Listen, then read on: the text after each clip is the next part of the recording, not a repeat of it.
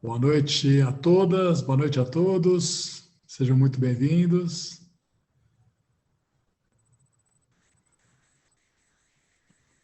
Débora vai fazer a abertura, estamos Vou esperando um sim, pouquinho. Fábio. Vou sim. Nós estamos na nossa 10ª noite literária, e de novo é bonito perceber uma reunião que agrupa Dona Eneida, que agrupa educadores da biblioteca, professores, avós, pais, mães, espero alguns alunos, a equipe de direção. Muito bonito esse grupo que se reúne em torno da leitura literária e sempre nesse modelo tão bonito e que fala tanto sobre como é que a gente pode, através da leitura, enfrentar as complexidades desse mundo, que é receber ou um especialista ou o próprio autor, acompanhados por educadores da escola. E a noite de hoje tem um detalhe especial. Quem convidou a gente a pensar no modelo foi o nosso diretor administrativo, Marcelo Rogozinski, que está aqui na condição de diretor e aluno da Noemi, num projeto que no final ela pode contar um pouco mais sobre, e leitor da Noemi. E convidamos para esse momento a Luciana, que eu já apresento um pouco mais para vocês. A Noemi Jaffe é escritora, professora de literatura e de escrita e crítica literária, doutorou-se em literatura brasileira pela Universidade de São Paulo, publicou O que os cegos estão sonhando, a verdadeira história do alfabeto, pela Companhia das Letras, em 2012, vencedor do Prêmio Brasília de Literatura em 2014, Íris, As Orquídeas, também pela Companhia das Letras, Não Está Mais Aqui Quem Falou, e O que Ela Sussurra, todos pela companhia, entre outros. Desde 2016, mantém o Centro Cultural Literário Escrevedeira, em parceria com Luciana Gerbovic e João Bandeira. Ao final do encontro, a Noemi vai contar um pouco para a gente o que acontece nesse espaço. E nós convidamos para cá uma das nossas queridas professoras do ensino médio, mãe da escola, Luciana Soldi, é professora de filosofia e de produção textual do Colégio Santa Cruz há 14 anos. Graduada em letras e em filosofia pela Universidade de São Paulo, pós-graduada pela PUC São Paulo em ensino de língua portuguesa e aluna especial da pós-graduação em filosofia da USP, agraciada com o prêmio Outstanding Educator Award, concedido pela Universidade de Chicago em 2019. Que coisa boa, eu não sabia dessa honra aqui. E a gente está com a Sandra, coordenadora da Biblioteca Padre Charbonneau. Nós teremos ainda esse ano mais 2 encontros especiais, vou falar daqui a pouco no final as datas para vocês guardarem aí em suas agendas essa possibilidade da gente terminar um ano tão duro, ao mesmo tempo de tanto enfrentamento, de tanta conquista, de tanto avanço em relação aos desafios que a sociedade como um todo viveu e a escola também ainda temos vivido. Terminar com literatura pode ser uma ótima atitude, um gesto da nossa comunidade. Sandra vai explicar como funciona a noite e a gente vai começar a ouvir as convidadas. Obrigada, Débora. Boa noite, sejam todos e todas muito bem-vindos e bem-vindas. Vou comentar um pouquinho o formato, mas muitas pessoas que estão aqui já conhecem, mas para quem não conhece ainda vou retomar.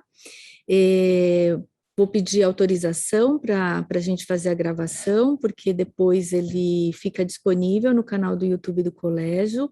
Então, quem não quiser que seja apresentado o vídeo, vou pedir, por favor, que deixem as câmeras fechadas.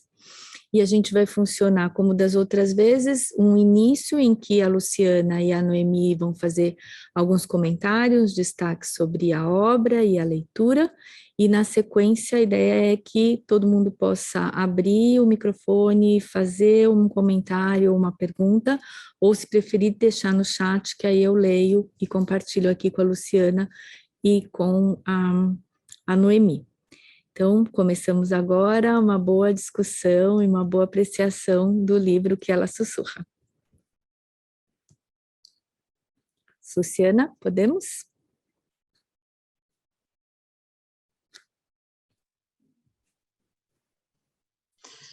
Eu vou aqui com a minha cola, né? Só um segundo aqui, me ajeitar aqui. Então, primeiro, boa noite aí a todos e a todas, né? Boa noite em especial a Noemi Jaffe, com quem eu me sinto aqui honrada de estar para realizar essa noite literária e falar sobre o livro dela, O que ela sussurra. Eu estou pensando há dias em um percurso minimamente claro para minha fala, que faça jus aí aos fios do novelo com que a Noemi tece suas obras. E pensando, né, decidi-me por 3 deles, né? Vou me aventurar aí por 3 fios, que eu vou puxar aí um pouco das obras que tive o prazer de ler, e ao fim de cada qual, de cada fio, eu vou tentar aí alguma questão, vou arriscar uma questão. Então, eu vou começar pelo primeiro deles, que é o destaque, né, que ela dá em seus livros a linguagem do sensível. Então, lendo, né, os seus livros, né, eu pude ver entre os temas a preocupação com a linguagem humana, a reflexão sobre o seu horizonte de possibilidades, sobre a ancestralidade das palavras, seu caráter evocativo, polissêmico, inaugural. E nesse sentido, eu destaco aqui a escolha muito bela, né, significativa da poesia, para nos ressaltar isso, essa preocupação em o que ela sussurra. Nesse livro, eu vejo elogio à poesia como elemento da vida, que suspende aí o rolar do tempo, que emerge das fraturas do real, que faz com que a personagem narradora Nadjeza simplesmente seja, por meio da palavra que rememora e que vem de outro, de Ospe Mandelstam, seu companheiro.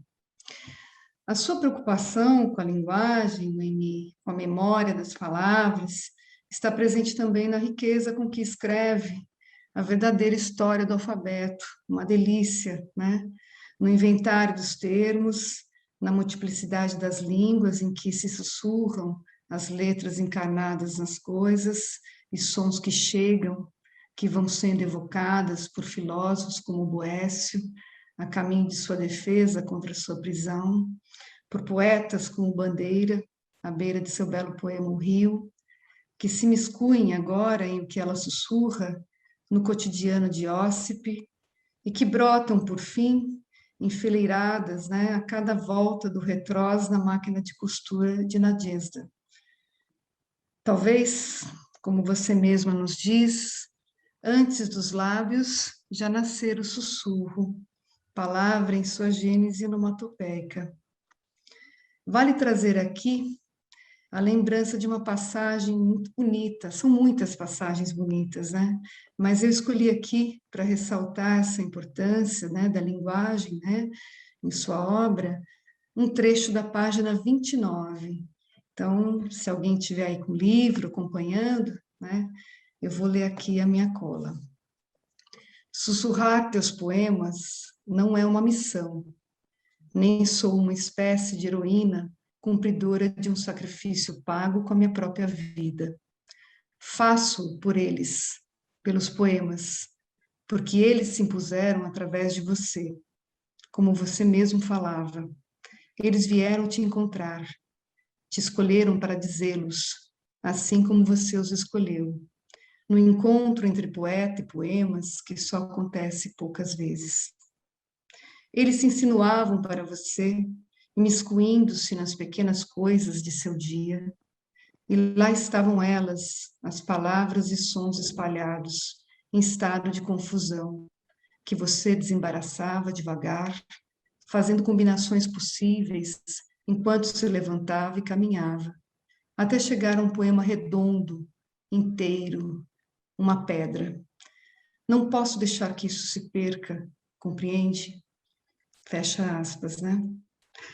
Essa preocupação com a linguagem, com as palavras, com o fazer poético, soa para mim como uma forma de resistência, de assumir a missão de Nadezhda ou de Lili Jaffe em O que os cegos estão sonhando, contra as formas de esquecimento. Dizer poeticamente ou registrar o tempo vivido é refrear o tempo presente, encontrar nele a posta restante e redizer o passado.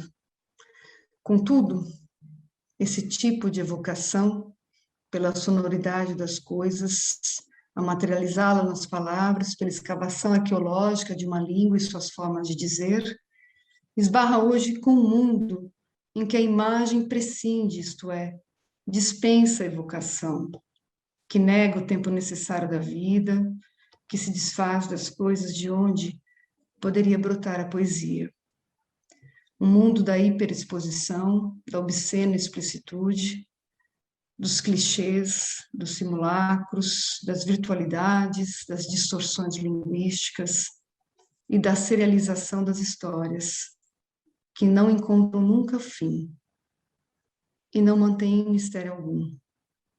Tem sido um mundo com dificuldade de elaborar uma síntese e apuro poético, de simplesmente fabular. Mas é o que temos. Então, a minha questão, né? Diante deste mundo, eu pergunto, como voltar-se às coisas sem as ter? A essa memória das palavras, se as desconhecemos cada vez mais? Escrevendo, lendo os clássicos, os poetas, ensinando a história das palavras, insistindo no espaço para a poesia nas escolas? Qual foi seu caminho em torno dessa preocupação com a linguagem? Essa é uma primeira questão, né? Quem sabe? Um segundo fio é a dimensão ética em sua obra, né?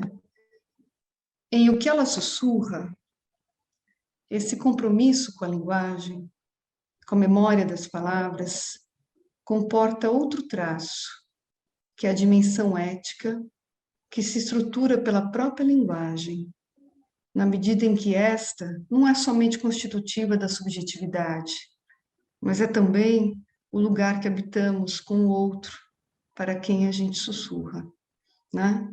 Muitas vezes, né, como você mostra, por meio de palavras impronunciáveis, que só podemos murmurar, como cadiches. Nessa dimensão, eu penso que cabe a escolha pelo testemunho, forma pensada por Agamben e por Benjamin, em que se fala porque houve quem não pudesse falar. Eu penso especificamente na obra de Agamben, O que resta de Auschwitz. Em dada passagem, ele menciona uma entrevista dada por Hannah Arendt em 64 para a televisão alemã. Nela, Hannah Arendt responde à pergunta sobre o que restava para ela da Europa do período pré-hitlerista em que ela havia vivido, né, antes de ir para os Estados Unidos.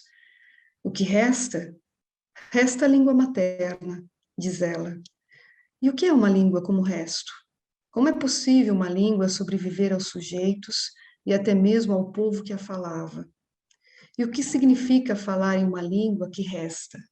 São as perguntas que o próprio Agamben faz e nos direciona para a questão ética. Em O que ela sussurra, eu vejo esse mesmo testemunho como forma de pôr-se, a partir da própria língua, russo, na posição dos que a perderam, de situar-se uma língua viva como se fosse morta e vice-versa, e dobrá-la e decantá-la pela poiesis. A linguagem poética é, por assim dizer, aquela forma que se situa na posição de resto e pode, por isso, dar testemunho. O resto é o que está a caminho entre o que foi e o que é. Talvez por isso, Nadezhda não se preocupe com a necessidade histórica. e sim com o vivido, experienciado por ela, pelos outros, com o que resta. E ao fazer isso, sinta por vezes a compreensão e hospitalidade dos demais, sem defesas, sem condições. E nos ligamos a Nadezhda e a todos.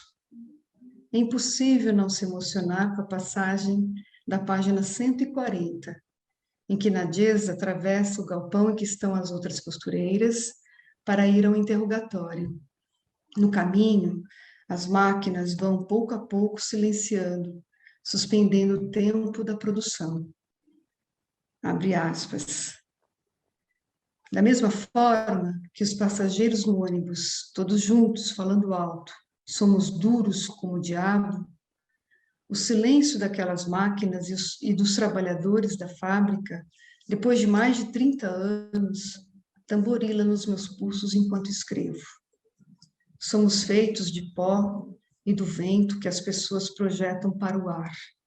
Seus gestos de generosidade irrefletida, penetrando nossas narinas, fazendo a viagem por dentro do corpo, chegando nas vísceras e percorrendo tudo até que se fixar como uma memória de amor, de que sou amada, de que aquele silêncio, sem que eu soubesse, e justamente porque eu não sabia, me manteve viva.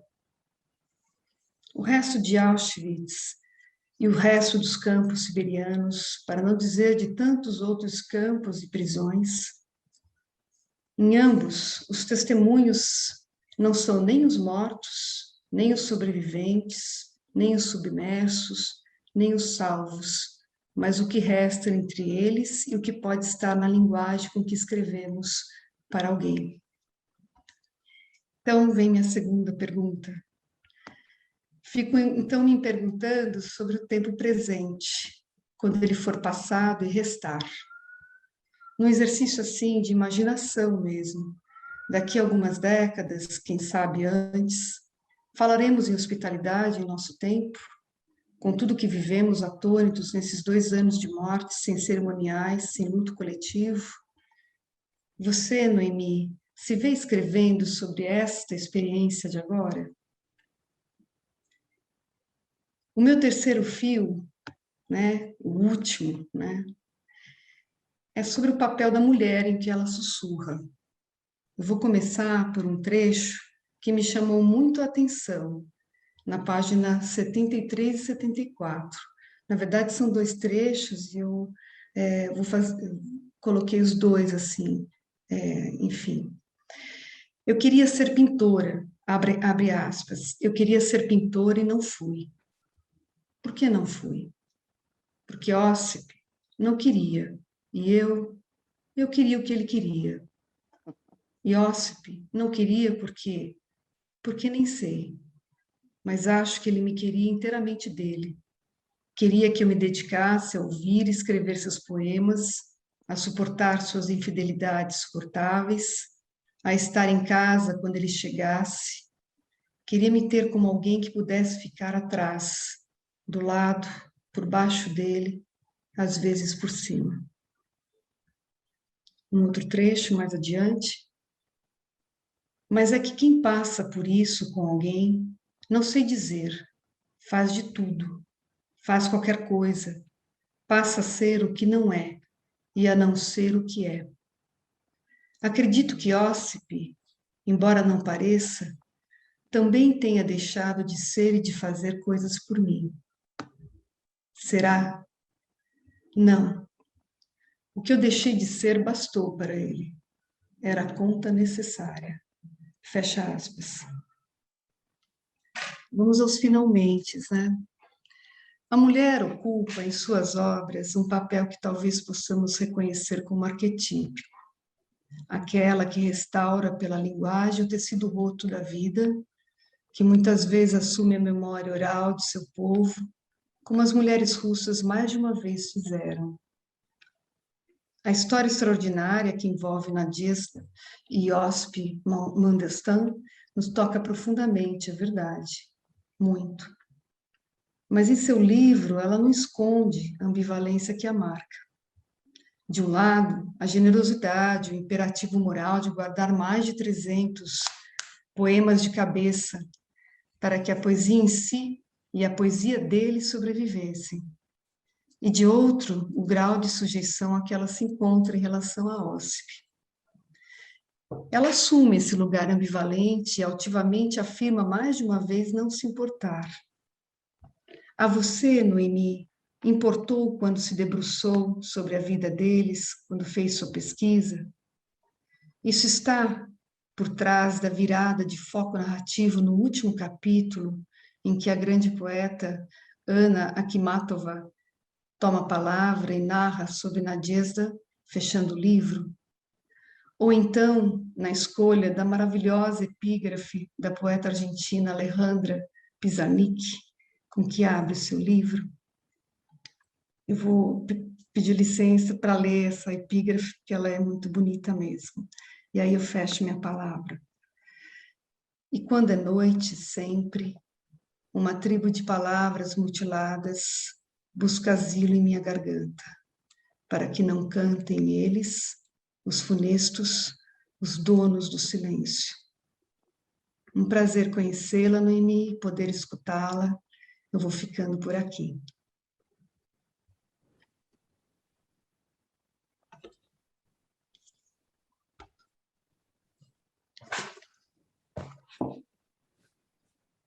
Noemi? Bom, oi. Nossa, Luciana, eu, antes de tudo, queria agradecer muito a você pela tua leitura, pela tua fala, pelas tuas perguntas, que, enfim, são todas muito, muito especiais, muito densas, né? E representam para mim um tesouro, porque é muito raro que pessoas que me fazem perguntas realmente tenham lido o livro, mas você, além de ter lido, leu com essa atenção, com essa profundidade, com essa carga poética. Então, te agradeço muito e vou tentar responder as perguntas que você fez e com as introduções tão bonitas que você fez também. Queria também agradecer muito ao Santa Cruz, a Sandra, a Débora, ao Marcelo, e dizer o quanto eu estou contente de estar aqui nessa escola, cujo trabalho eu já acompanho há bastante tempo e admiro. Tenho muitos amigos que frequentaram a escola, alunos também que vieram do Santa Cruz e amigos que trabalham no Santa Cruz. Então, para mim, é uma referência. Eu já trabalhei em escolas de ensino médio com a mesma orientação pedagógica que o Santa Cruz, então a gente sempre estava às voltas, né, com o Santa na cabeça. E, bom, vamos lá. Esse livro é uma espécie de coroamento de uma trilogia de romances que falam sobre mulheres sob regimes autoritários, né? O primeiro é O que os cegos estão sonhando, que é baseado num diário que a minha mãe escreveu depois que ela foi salva de Auschwitz. Então, esse livro tem uma referência de verdade, né? Uma referência histórica, mas tem bastante trechos ficcionais nesse livro e fala dessa mulher, que foi a minha mãe, que, pela própria sobrevivência, resistiu ao nazismo, né? Não que ela tenha participado de algum movimento de resistência, mas só o fato de ela ter sobrevivido eu já considero como um ato de resistência. O segundo livro é O Íris às Orquídeas, que é de 2015, e que fala sobre uma mulher que aí sim participou ativamente da breve Revolução Húngara, em 1956, que foi soterrada pelos tanques soviéticos, uma proto-revolução de um comunismo verdadeiro, né, de um comunismo, digamos, o mesmo que a Rússia queria ter implantado na Rússia em 1917, mas que não foi possível, né, porque ele se transformou num regime autoritário. E, finalmente, o que ela sussurra, né, que é a história também verdadeira, mas, nesse caso, ficcionalizada. A Iris é completamente ficcional, né? A Iris não existiu. Ela era, eu esqueci de falar um pouco mais sobre ela, ela era uma bióloga que, fugindo da Revolução Húngara, vem para São Paulo, onde ela trabalha com orquídeas no Jardim Botânico aqui de São Paulo.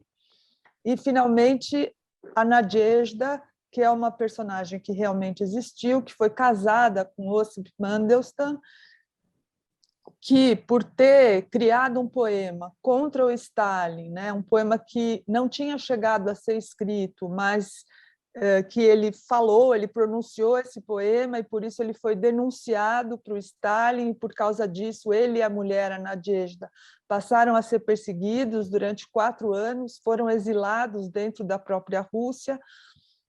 Depois desses 4 anos de perseguição e exílio, fome, desemprego, frio, sem abrigo, finalmente ele foi levado para um campo de trabalhos forçados na Sibéria, onde ele morreu doente. E a Nadezhda, como era para ela que ele falava os poemas e ela que transcrevia os poemas, ela sabia esses poemas, ela nem sabia que ela sabia, mas ela descobriu que ela sabia 300 poemas dele de cor, que ela se dedicou a sussurrar durante 25 anos, porque ninguém podia ter nenhum poema do Osip escrito, já que isso colocava a pessoa em risco também de ser perseguida pelo regime e, eventualmente, presa e morta e tal. Então, ela decorou esses 300 poemas, né? Então, é claro que da parte da Nadezhda também houve um movimento ativo de resistência ao regime, né? Primeiro, porque ela acompanhou o Osip em toda essa opressão, né, pela qual eles passaram nesses anos, e depois porque ela manteve viva uma poesia que era proibida pelo regime. Bom, Luciana, eu acho, eu não tinha como projeto de vida, quando eu escrevi o livro sobre a minha mãe, depois quando eu escrevi o Íris, e mesmo quando eu escrevi O que ela sussurra, eu não tinha um projeto de escrever uma trilogia de mulheres perseguidas por regimes autoritários. Isso aconteceu e foi depois de eu ter escrito os 3 que eu descobri que eu tinha feito essa trilogia sobre essas 3 mulheres de origem eslava, né? E isso me botou para pensar bastante, e eu só posso chegar à conclusão de que a história da minha mãe, né, de ter sido prisioneira nazista por ser judia, e de ter sido prisioneira de um campo de concentração, de ter conseguido sobreviver, de ter vindo para o Brasil, de ter construído uma família, uma vida, um trabalho aqui no país, que esses fatos são absolutamente constitutivos da minha história, da minha personalidade, da minha escrita. E que, quando eu escrevo sobre a Iris e sobre a Nadezhda, de certa forma, eu ainda estou escrevendo sobre a minha mãe, né? E se eu for pensar em todos os livros que eu escrevi de uma forma conjunta, embora haja muitos outros livros que não tratam desse assunto, né, de uma mulher perseguida, eu acho que esse fato que é axial na minha vida está sempre presente. Está sempre presente. Tá? Então, Bom, vou tentar conectar esse fato ao primeiro fio que você levantou, que são as palavras, né? Que são as linguagens. Então, pelo fato de os meus pais terem vindo de lá, na minha casa falavam-se muitas línguas, e muitas línguas esquisitas, assim. Então, na minha casa era português, alemão, que era a língua que a minha avó falava, iugoslavo, que era a língua que meus pais falavam, húngaro, que era outra língua que minha mãe falava, ídis, né, que é esse dialeto judaico, que também eles falavam entre si, hebraico, que eu falava na escola. Tá? Então, você vê essa Babel de línguas que eu tinha na minha casa, e eu adorava ouvir essas muitas línguas, adorava pescar palavras em cada uma dessas línguas, ficar comparando as palavras, e desde muito cedo eu me apaixonei por etimologia, né, que é uma coisa muito presente para quem acompanha o meu trabalho, para quem acompanha a minha presença nas redes sociais, é uma coisa que eu estou sempre explorando, a partir da qual eu tiro conclusões malucas, né, a partir das etimologias, faço histórias, faço poemas, e tenho muita facilidade em aprender línguas, né? E eu acho que essa convivência com as línguas e depois o meu amor pela leitura, pela literatura e pela escrita fizeram com que eu adquirisse um respeito pela origem das palavras, né? E mais do que pela origem das palavras, pelas palavras em seu estado de origem, né? Porque uma das coisas que você falou, né, sobre esse esvaziamento das palavras, eu acho que esse esvaziamento tem a ver com o distanciamento que as palavras têm em relação à sua origem, né? Porque quando as palavras nascem, isso está muito na verdadeira história do alfabeto, quando as palavras nascem, elas têm uma proximidade muito grande em relação à coisa que elas designam, né? A origem das palavras, na maioria das vezes, é mais concreta do que abstrata. Então, essa proximidade com relação à coisa, eu chamo de proximidade da verdade também.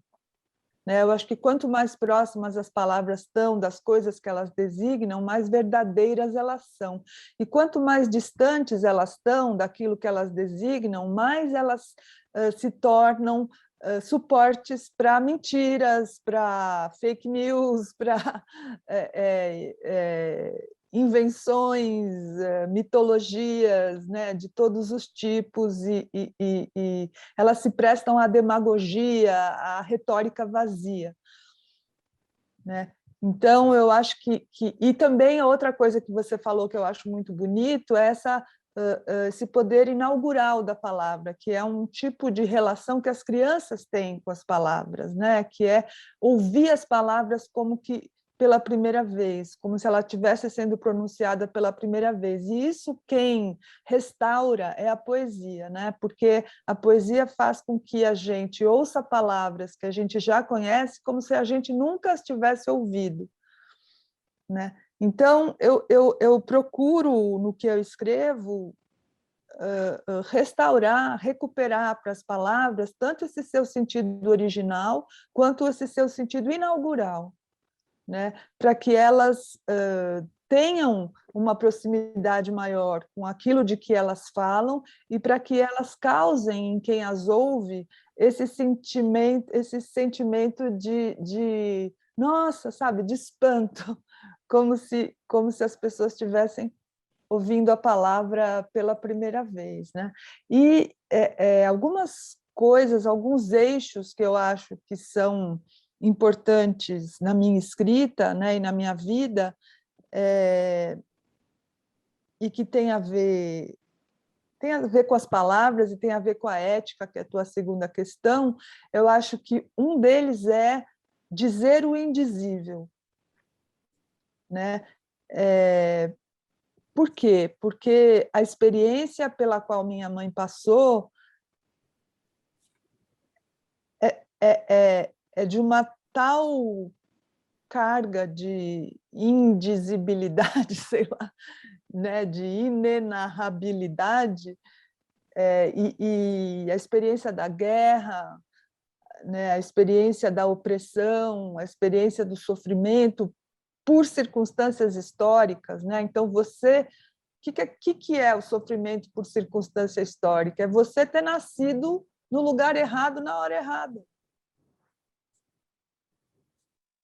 Né? Então, a gente está aqui, né, porque a gente nasceu em São Paulo no século XX, mas a pessoa que teve o azar e que não tem nenhuma relação com ela como pessoa, de ter nascido na Sérvia em 1926, ou de ter nascido em Ruanda em 1980, ou de ter nascido na Síria, sabe?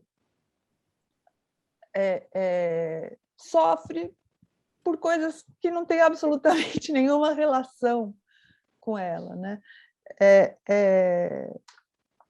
Ou de ter nascido... A gente está aqui, né, no Santa, conversando, mas se eu tivesse nascido em Ermelino Matarazzo e fosse negra, eu não estaria aqui conversando com vocês, né? Então, isso é tentar dizer, né, o que são essas experiências é uma das coisas que mais me mobiliza na vida, né? Tentar pôr palavras nisso que não tem palavras que possam dizer. A sobrevivência é outro dos temas muito importante na minha vida e que tem a ver com o que você falou de testemunho, a resistência, né? E aí eu acho que entram também as palavras, porque eu acho que quem é capaz de nomear as coisas, quem se apropria, e aí eu acho que tem muito a ver com educação também, quem se apropria das palavras, né? Porque quem se apropria significa que entendeu, conhece, tem consciência daquilo. Quem se apropria tem muito mais capacidade de resistir, né? E a outra questão é a relação entre ética e estética, que aí eu vou falar mais sobre isso na segunda pergunta, né? Então, você me perguntou, diante desse mundo, como voltar às coisas sem as ter? Qual foi seu caminho em torno da linguagem? Acho que o caminho eu já falei, né? O caminho, mas como voltar às coisas sem as ter? Então, Luciana, eu não acho que nós não as temos, né? Eu não acho que nós já perdemos tudo e que o caminho que a tecnologia e os regimes de direita estão nos lançando seja irreversível, ou seja já de uma restrição absoluta, né? Eu acho que como nós que estamos preocupados com o que vai acontecer, tem milhões e milhões e bilhões de pessoas também preocupadas com isso. Então, eu não acho possível que a tecnologia e a direita e o racismo e os neofascismos encampem as nossas palavras completamente. Eu não sou otimista, não, né? Mas, nesse sentido, eu acho que nós somos legião, sabe? Nós, os que ainda gostamos das palavras e que ainda respeitamos as palavras, as coisas, né? A linguagem, a leitura. Acho que nós somos muitos e acho que eles vão ter que lutar muito para derrubar essa multidão gigantesca de pessoas. Eu acho que quando tiver todo mundo dentro de um shopping, dentro de uma loja Zara, sendo obrigado a comprar, as pessoas vão quebrar tudo e vão falar: socorro, eu quero ler. Elas não vão aguentar. Eu lembro quando meus filhos eram pequenininhos e minha filha, ela não comia. Aí o médico falou assim: sabe o que você faz? Enche o prato dela de bala, chiclete e chocolate, prato de comida mesmo, todo dia. No almoço, você só dá bala, chiclete e chocolate. No jantar também, bala, chiclete e chocolate. Você vai ver o que vai acontecer. Eu fiz isso. Depois de 2 dias, ela estava pedindo, desesperada, arroz e feijão.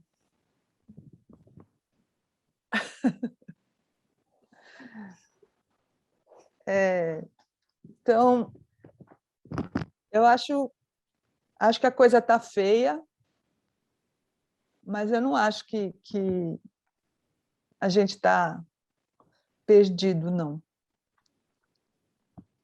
Bom, a tua segunda pergunta, né,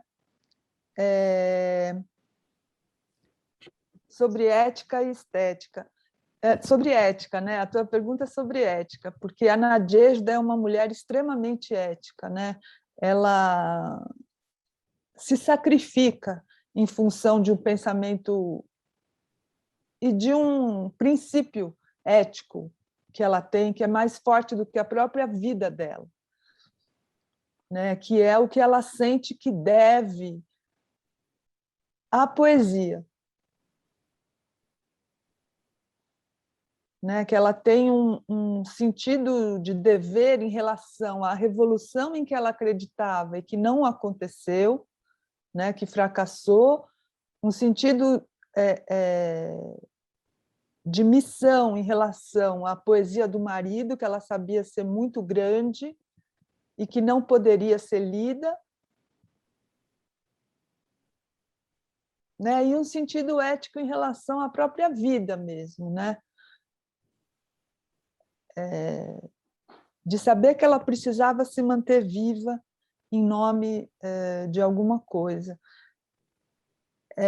Eu acho, Luciana e todo mundo, que enquanto a gente conseguir não dissociar ética e estética, né, que é uma coisa que ao longo do tempo, ao longo dos séculos, foi se dissociando cada vez mais, a ponto da gente chegar nos dias de hoje, né, em que a estética não tem absolutamente mais nada a ver com a ética, né? Se a gente conseguir conciliar esse trabalho de estética e ética, aquela tua primeira pergunta vai ser mais carregada de esperança, né? A gente tem mais chance de ultrapassar, de resistir e de criar novos caminhos se a gente conseguir manter o laço entre ética e estética, que eu acho que é uma das coisas que a Nadezhda fez, né? Mantendo o belo a partir de um sentido ético, né? Então, você pergunta, daqui a algumas décadas falaremos sobre hospitalidade? Eu acho que se a gente não falar de hospitalidade, é melhor a gente não falar de mais nada, né? Para mim, baseada na filosofia de um filósofo que eu respeito muito, que é o Levinas, não tem nenhum princípio mais importante do que a hospitalidade, né? Ele coloca a hospitalidade acima da liberdade até. Ele fala que quem não é hospitaleiro e quem não recebe hospitalidade não é livre.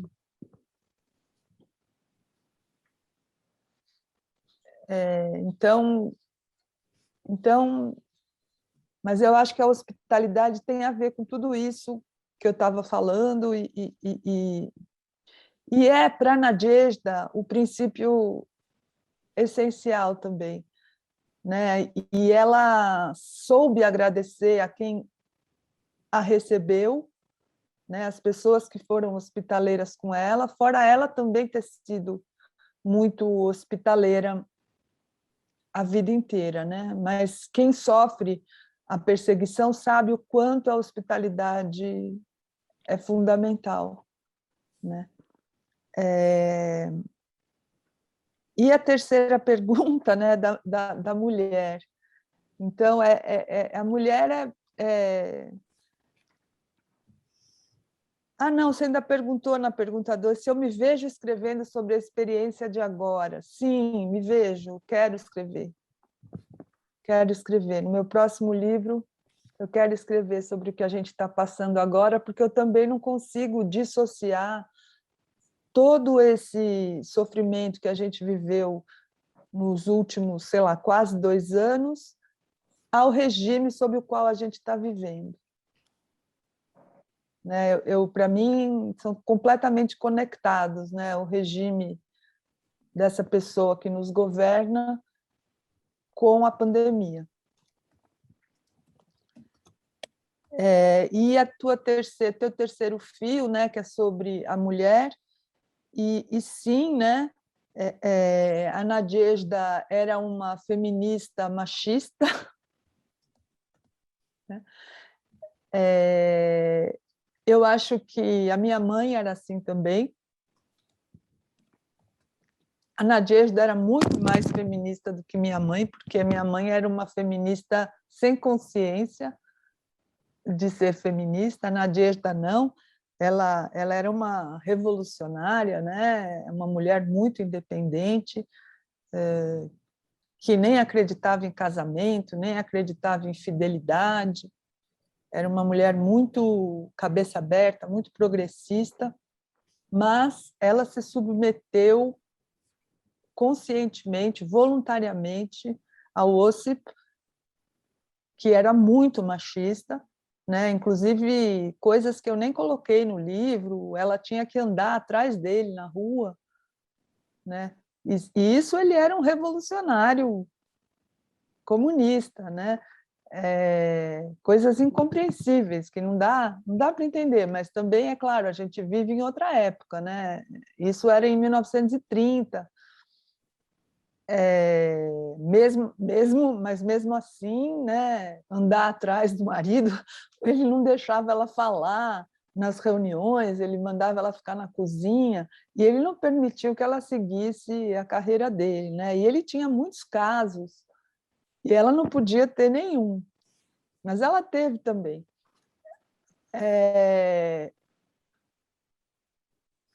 E eu acho que eu quis deixar isso bem explícito, né, sabendo que eu estava correndo um risco de talvez ser criticada pelas feministas. Eu mesma me considero muito feminista e vou tomando consciência sempre aos poucos, né, de alguns traços machistas na minha própria personalidade, mas não assim como da Nadezhda. Agora, eu quis deixar isso claro justamente para mostrar esse aspecto tão plural, né, dela como mulher, como personagem, que eu acho muito interessante ela ter escolhido isso, né? E para deixar isso aberto, né, para discussão, porque isso existe, isso é possível, e isso não diminui em nada ela. E isso existe muito, né, até hoje. Primeiro porque o machismo está em lugares onde a gente nem imagina. Segundo, porque muitas mulheres se veem diante de opções que para elas são muito difíceis e que elas não conseguem optar, né? Então, elas, às vezes, fazem escolhas que não é o ideal, mas é o que dá para fazer. né? Então, essa ambivalência, para mim, importou muito. Eu quis deixar isso bem claro, fazia parte do projeto do livro, deixar isso bem explicitado mesmo. E acho que é isso, acho que eu respondi tudo. E, bom, eu estou aberta aí para quem quiser fazer mais perguntas, eu respondo.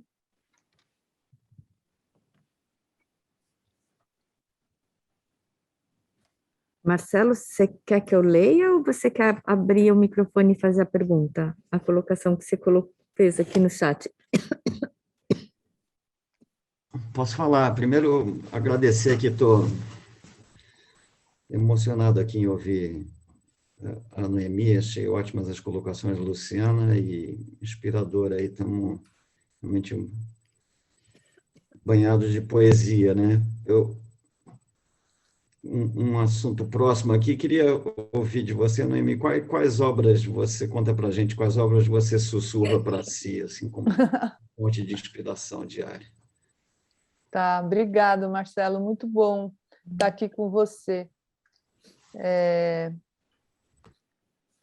Olha, Marcelo, eu leio de tudo, sabe? Mas, assim, nesse sentido de como a Luciana falou tão bonito da palavra que resta, né, que é uma coisa com a qual eu me identifico muito, que ela falou do Agamben, é o Beckett, né, que eu acho que ele é um autor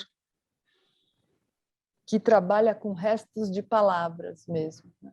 Restos de palavras, restos de personagens, restos de acontecimentos, e faz esses restos, ele dá voz aos restos, né? São os restos que falam na obra dele. Agora, eu gosto muito de poesia, né? Então, estou sempre lendo, relendo o Manuel Bandeira. Esse é um poeta de quem eu gosto muito, o Drummond, mas daí eu gosto muito também do Cummings, que é esse poeta americano. Gosto muito da Emily Dickinson, da Anne Carson. Então, são poetas que eu estou sempre relendo. O Yehuda Mihai, que é um poeta israelense. E ultimamente eu tenho gostado muito de ler teoria, sabe, Marcelo? Então, eu tenho lido muita coisa sobre novas formas de escrita para esse tempo que a gente está vivendo, que exige um tipo de escrita diferente do que vem sendo praticado, assim, uma escrita mais desorganizada, mais rasgada, mais arruinada, menos ordenada, sabe, menos linear. Eu tenho lido muito sobre isso, vários teóricos mexicanos, argentinos, principalmente do México e da Argentina, esses teóricos que eu tenho lido ultimamente. É isso.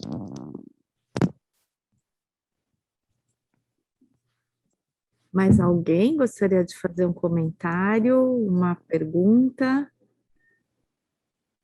Senão eu vou, enquanto as pessoas estão pensando, eu queria só retomar uma coisa que também me chamou a atenção, Noemi, que está na última colocação da Luciana, se você pudesse falar um pouquinho mais sobre a mudança do foco narrativo, porque a Ana aparece no início do capítulo 1 e depois tem a mudança no último capítulo. Você pode falar um pouquinho mais sobre isso? Claro. Então, como a Ana aparece bastante no livro, né? Sabem que a Nadezhda, na Rússia, as pessoas têm certa reserva com ela, porque ela falou explicitamente mal da Anna Akhmatova, né? E a Anna Akhmatova é uma pessoa que na Rússia não se pode falar mal dela, né? Acho que no mundo todo. E ela falou mal dela, falou que ela era narcisista, que ela era muito vaidosa, apesar de elas não terem parado de ser amigas a vida inteira.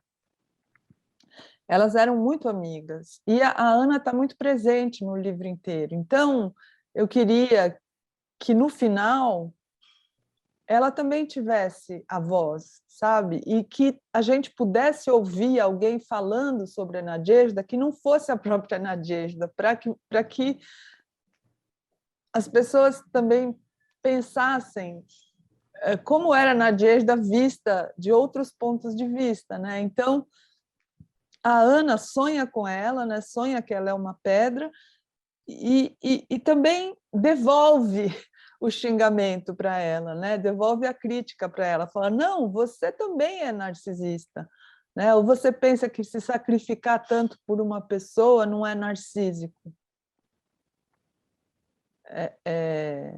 Isso não é pura generosidade, né? A pura generosidade não existe.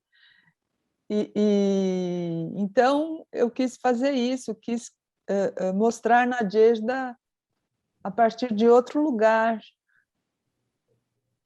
É isso só.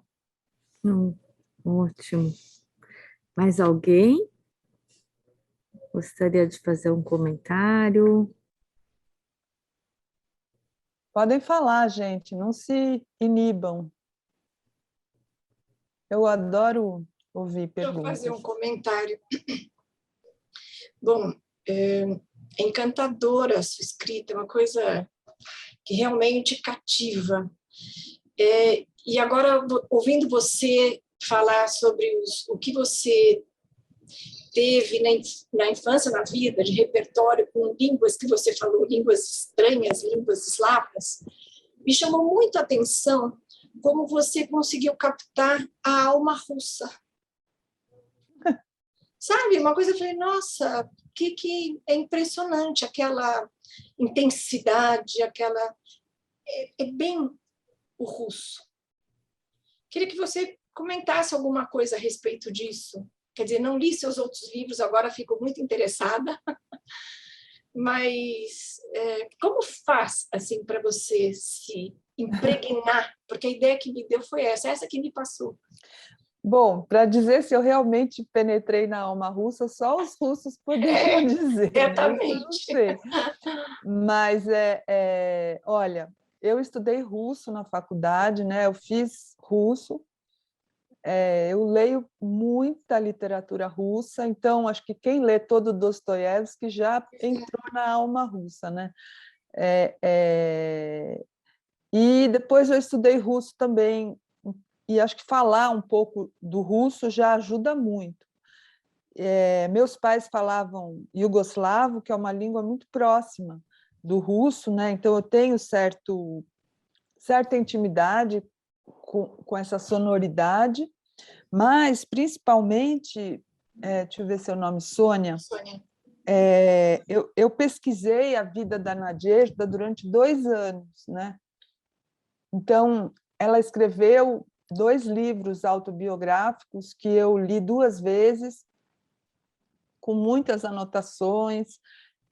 Eu conheci pela internet pessoas que conheceram ela, entrei em contato com essas pessoas que me falaram sobre ela, li vários textos e livros sobre a Rússia daquela época, né? Principalmente o livro do Boris Schneiderman, que é... Agora esqueci o nome do livro dele. É um livro da Companhia das Letras, do Boris Schneiderman, sobre a retomada da Rússia na época da Glasnost, do Gorbachev, né? Então, eu li esse livro, li vários outros livros sobre a Revolução,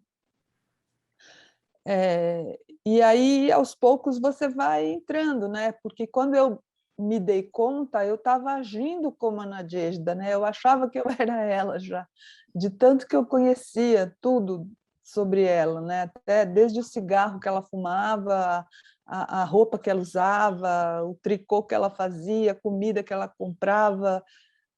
Então, acho que é por causa disso. Uhum. Assim, obrigada. De nada. Eu sabia, Noemi, que tinha momentos em que eu lia e que eu pensava nisso, eu me via fazendo essas relações. Não, é a Noemi escrevendo como a Nadjesna, não é a Nadjesna. Várias vezes eu lia pensando nisso, eu falava, não, nossa, e me dava conta de exatamente isso. Eu acho que tem essa imersão mesmo que você fez e que passa mesmo quando a gente está lendo. Mas precisa fazer, que assim, um escritor, eu acho que um escritor precisa fazer essa pesquisa, se vai escrever sobre um personagem que existiu, né? Não. Mais alguém? Sandra, se vocês conseguem me ouvir? Sim. Consegue? Consigo? Então, boa noite. Meu nome é Eneida, eu gostaria de fazer uma pergunta. Eu fiquei sabendo deste evento hoje pela manhã, através da Sandra. Então, eu entrei no Google, não deu, lógico que não ia ler o livro, nem tinha. Entrei no Google para ler 2 tipos de resenha, para eu ficar por dentro do que seria a palestra. E veja, no seu, achei coisa mais linda, Luciana. Um beijo bem grande, maravilhosa você. E a sua colocação também, autora, muito linda. Eu quero te ver, Dona Eneida. Mas eu não sei apertar algum botão aqui que eu não estou sabendo. Mas tudo bem. Ficar sem ver. Conta quem é Eneida. Não, depois, senão eu vou perder o fio da minha pergunta. Vou perguntar aos universitários o que eu tenho que apertar aqui para aparecer. Mas, Noemi, veja, eu tenho participado do grupo de clube de leituras do Anhembi Tênis Clube, que é vizinho do Colégio Santa Cruz, onde eu trabalhei 35 anos, na área administrativa. Mas o seu comentário, num dos comentários, eu tenho lido um livro por mês e discutido, às vezes os autores estão no Zoom, outras vezes são pessoas da área cultural do clube que coordenam a reunião. A minha pergunta é assim, você fez um comentário onde diz assim que está lendo muito sobre a forma de modificar a escrita para uma escrita mais rasgada. Veja, quando vocês escrevem pelo prazer de escrever, são autores, e lógico que estão pensando num público que irá ler e gostar ou não da leitura. Quando a leitura é linear, a gente tem um prazer imenso de ler, porque dá uma facilidade na leitura. Quando a leitura não é linear, a dificuldade é enorme para ler. Então, eu pergunto, vocês já pensaram nisso? Você já pensou nisso? O que vai trazer mais prazer para o leitor? Ou não importa para vocês, o leitor?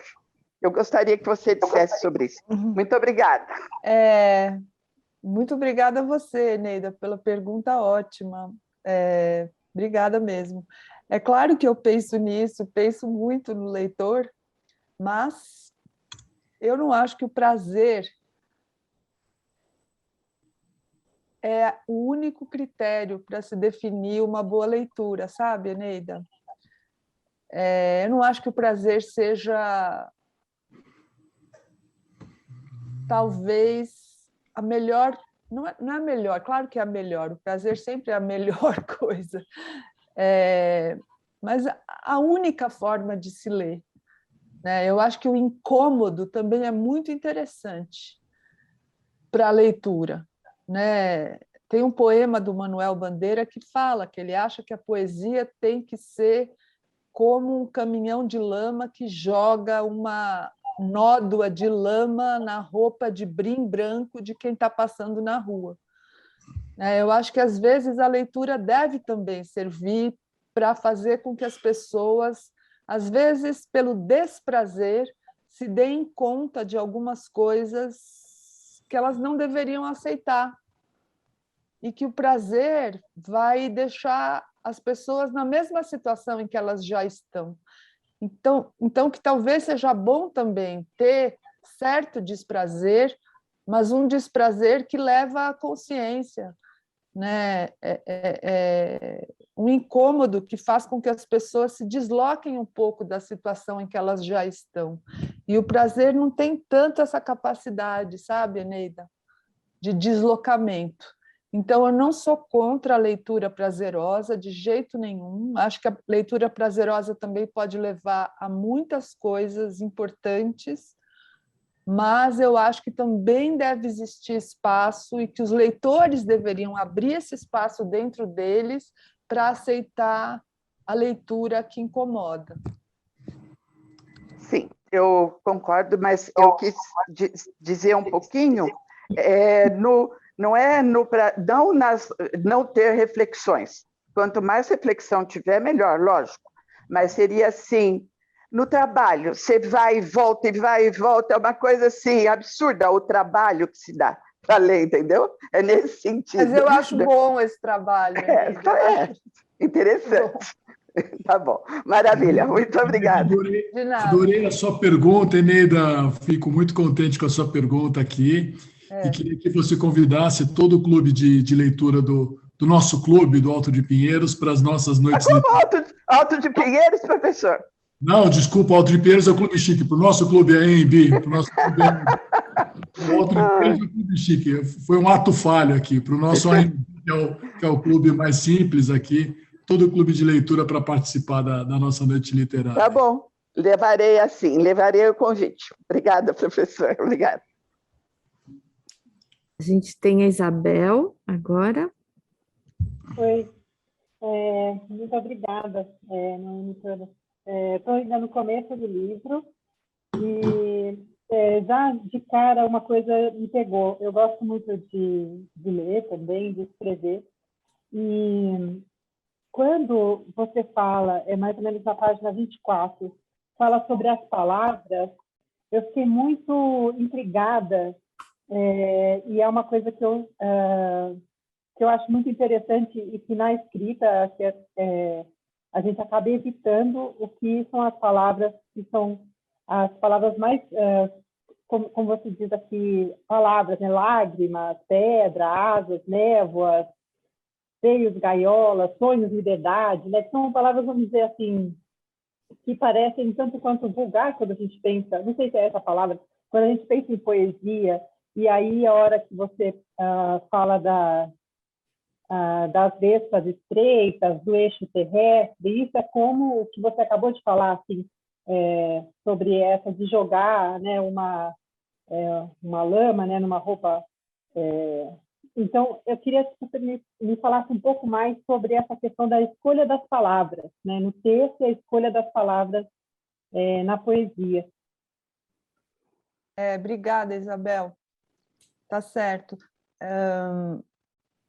Eu particularmente não gosto nem de escrever, nem de ler palavras que sejam muito gerais, muito abstratas, muito amplas, sabe? Porque elas dão margem a qualquer significado, qualquer compreensão. Então, eu acho que na literatura não faz muito sentido você falar a palavra, por exemplo, eu gosto de liberdade. Né? Primeiro porque é um tipo de frase sem originalidade nenhuma. Depois, porque a palavra liberdade praticamente perdeu o sentido, é uma palavra esvaziada. E também porque a literatura é sobre vida, né? A literatura é a própria vida. Então, eu acho que a liberdade na vida são as coisas livres que a gente faz. Né? Então, eu prefiro muito mais, em vez de dizer eu gosto de liberdade, dizer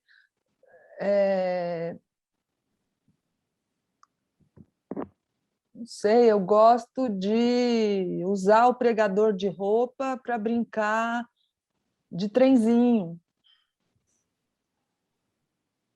sabe? E com isso expressar uma ideia de liberdade, em vez de usar essa palavra tão vazia. Que tem um significado enorme, super amplo, que no fundo não diz nada, né? As estrelas, a égua, né? Os pássaros. Isso. Eu prefiro a concretude das imagens, das ações, sabe? Das coisas que as pessoas efetivamente fazem, pensam, sentem. Isso tem a ver também com a segunda parte do que você falou sobre essa linguagem mais disruptiva desse momento que a gente está vivendo. Mais o quê?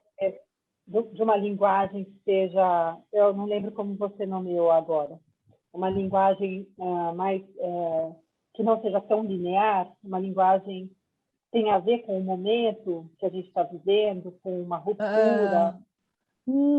Não exatamente, mas quando eu estava falando da linguagem que tem mais a ver com o nosso momento, era de uma estrutura mais de ruptura, mas também, sim, de palavras mais fortes, sabe? Palavras que ainda mantêm certa ligação com as coisas, que não estão tão afastadas das coisas, como, por exemplo, paz, amor, liberdade, né? Que são palavras que não querem dizer nada, podem ser usadas por pessoas autoritárias ou por pessoas generosas, com significados diferentes. Entendi. Entendeu? De nada. Mais alguém? Sandra, talvez essa seja uma boa ponte com a Noemi contar um pouco sobre como ela tem coordenado o projeto que levem para a escrita, porque ela começou, eu pensei, a aula deve ser assim. Se eu for lá, eu não vou escrever liberdade. Já comecei a pensar o que eu usaria, então acho que seria bacana. A gente está numa atividade cultural, um clube de leitura, para falarmos sobre a obra da Noemi, mas a obra da Noemi é também como ela vai expandindo, né, esses vínculos com a escrita. Podia contar um pouco para a gente, Noemi? Você está falando para eu falar da escrevedeira? Isso. Ah, Você legal, vê como legal. eu sou confusa com os conceitos. Imagina o meu texto. Imagina. Não, antes eu também queria falar que nessa quinta-feira, dia 21, às 7 da noite, eu e a Amanda Lira, que é uma atriz muito boa, vamos fazer uma apresentação cênica de O que ela sussurra, no MAC Ibirapuera. Tá? Se vocês quiserem, tem muito poucas vagas, porque como vai ser mantido o protocolo, o distanciamento, se vocês quiserem assistir, vai estar muito bonito. Às 7 horas da noite, no MAC Ibirapuera. Vocês precisam entrar no site do MAC para reservar um lugar, tá? Nessa quinta-feira. Bom, e agora, aproveitando que a Débora deu a deixa, eu queria convidar vocês todos a conhecerem a Escrevedeira, né, que é um espaço de ensino de escrita e literatura que eu coordeno junto com a Luciana Gerbovic e o João Bandeira. A gente tem um site, né, que é escrevedeira.com.br, e nesse espaço a gente tem cursos que mudam todos os meses, cursos de escrita e cursos de literatura. Temos oficinas longas de escrita para iniciantes, intermediário, avançado, de crônica, de poesia, de ensaio, de romance, de conto, de não ficção, todas as oficinas em todos os gêneros de escrita, oficinas longas, médias, breves, e cursos de literatura, tem sobre literatura russa, literatura brasileira, literatura americana, literatura e psicanálise, literatura e cinema, literatura e teatro, tá? Entrem lá, assinem a newsletter e vocês vão ver que tem esses cursos que mudam todos os meses, é bem legal, bem gostoso de participar. Eu fiquei pensando, hoje a gente conversou na verticalidade de orientação, como é que a gente pensa sobre o que a gente tem vivido. E enquanto você falava, eu pensava, está aí um jeito de se pensar no que temos vivido, escrevendo, ouvindo quem escreve, lendo e criando lugares de saúde nesses espaços. Que coisa bonita. Eu, como a Eneida, ouvi hoje 2 comentários disponíveis, você conversando sobre o livro e um deles de uma colega dizendo o quanto tem sido bom ser sua aluna, e o Marcelo assim nos trouxe o desafio de fazermos essa noite, seu aluno aqui.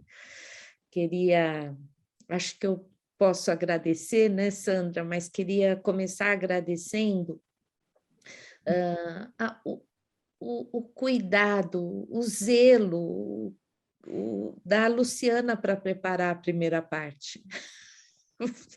Eu estava ouvindo e pensando, nossa, ela mergulhou no texto, ela selecionou, e quando eu fui convidar, ela falou, posso pensar se eu posso? E eu falei, você pode. Ela falou, não, eu preciso pensar. E aí hoje, enquanto ela fazia, eu pensava. Por isso que ela precisava pensar, porque a tarefa é feita com aquilo que a gente chama de trabalho exigente. Tão bonito, Luciana, tão bonita a sua conversa com o livro da Noemi, que orgulho, que honra que foi ouvir Realmente. você abrindo aqui essa noite. O Marcelo me escreveu, vou dedar. Que bela escolha, que bela escolha. E também de receber aqui a Noemi, porque eu vou insistir que a gente encontra o tempo todo, a gente tem, talvez seja aí que não seja uma atitude otimista, romântica, mas de encontrar esperança onde ela tem, cavar espaço para uma conversa com um escritor nos dias de hoje, né? Assim, que coisa bonita essa roda aqui, que nos permite isso, e que bonito ver a diversidade que a gente tem reunido nesse grupo.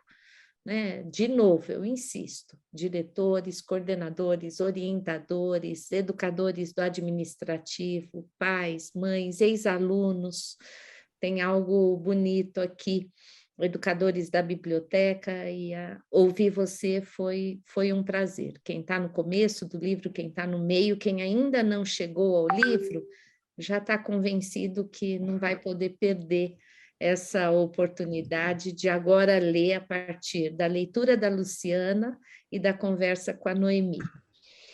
Acho que é isso. Muito obrigada, viu, Luciana, Sandra. Débora, depois que você me denunciou aqui, tá, de que ainda não teve o fôlego para ler, eu me identifiquei exatamente com a sua fala, a leitura da Luciana, a abertura da Luciana e a narrativa da Noemi, junto com as perguntas da Eneida, me trazem um ânimo especial para fazer essa leitura.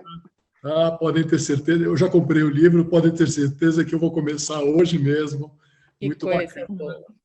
Nós temos ainda 2 noites literárias esse ano, se preparem. Uma primeira noite especial, que é com a nossa conselheira, Flávia Piovesan, com quem tem sido um orgulho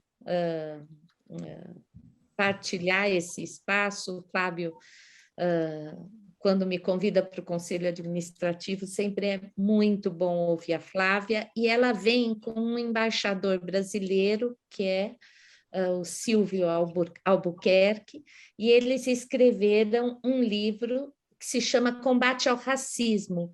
Esse embaixador é um diplomata negro, e que teve a sua pesquisa de mestrado lá em torno das questões com racismo. Ele e a Flávia virão para essa noite, no dia 28/10. E nós teremos, em dezembro, Sandra só me ajuda, no dia 6/12, o livro Ocupação, do Julian Fuchs, com uma coisa linda, com 2 educadores de referência dele, a Ellen, que foi sua professora, se eu não me engano, no 5º ano, 4ª série, e que deu ali um conselho que o Julian marca como um conselho que, de alguma forma, ajudou a conduzi-lo à escrita, e o Alejandro, que tanto foi professor numa oficina de produção, né, Ina, quanto trabalhou com ele como revisor e corretor de redação dos alunos do médio. Então, é um privilégio mesmo essa escola e essa comunidade leitora que se expande a cada noite literária. Reservem estas 2 noites, comecem aí a ler os livros propostos e vocês receberão convites. Depois, dona Eneida, nós precisamos entender por que o convite não está chegando a tempo para a senhora, mas que alegria tê-la aqui conosco. Muito obrigada, professora. Vamos ver, sim. Obrigada. Noemi, muito obrigada. Luciana. Eu queria agradecer de novo todo mundo, especialmente a Luciana, e mandar um beijo para todo mundo. Muito obrigada. Obrigada.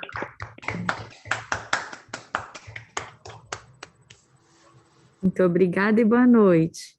Boa noite. Boa noite. Boa noite. Boa noite.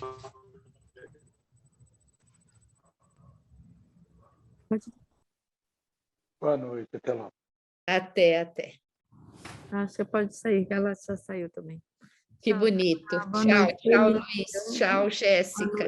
Boa noite. Sandra, obrigada. Obrigada. Eu. Tchau.